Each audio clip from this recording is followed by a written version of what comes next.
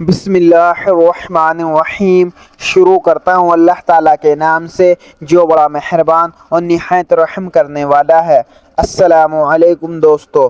حدیث آپ صلی اللہ علیہ وآلہ وسلم نے ارشاد فرمایا، اللہ تعالیٰ اس شخص کے چہرے کو تر و تازہ رکھے جس نے میری حدیث کو سنا، اسے یاد کیا اور اس کی حفاظت کی اور اسے آگے بیان کیا۔ حضرت انس رضی اللہ عنہ سے مروی ہے کہ نبی کریم صلی اللہ علیہ وآلہ وسلم کچھ لوگوں کے پاس سے گزرے جو پتھر اٹھا رہے تھے۔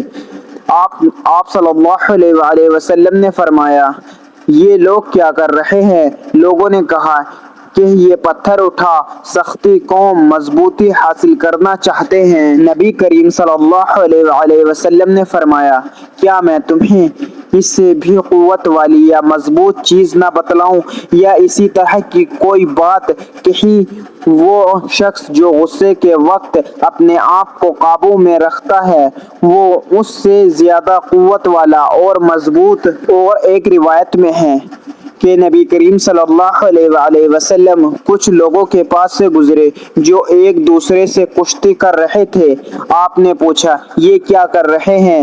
لوگوں نے کہا، اے اللہ کے رسول، یہ فلاں پہلوان ہے، جو ابھی اس سے مقابلہ کرتا ہے یہ اسے پچھاڑ دیتا ہے۔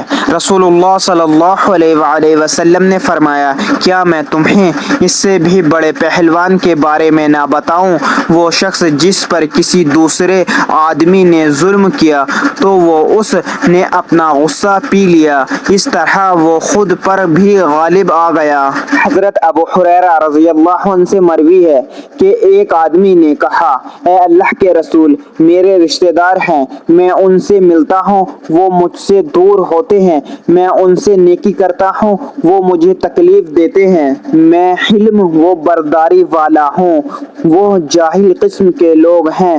آپ صلی اللہ علیہ وآلہ وسلم نے فرمایا، جس طرح تم کہہ رہے ہو، اگر واقعی معاملہ اسی طرح ہے تو گویا تم ان کے منہ میں خاک ڈال رہے ہو۔ آپ صلی اللہ علیہ وآلہ وسلم نے فرمایا، آباد رہے وہ شخص جو میری حدیث سنے اور دوسروں تک پہنچائے۔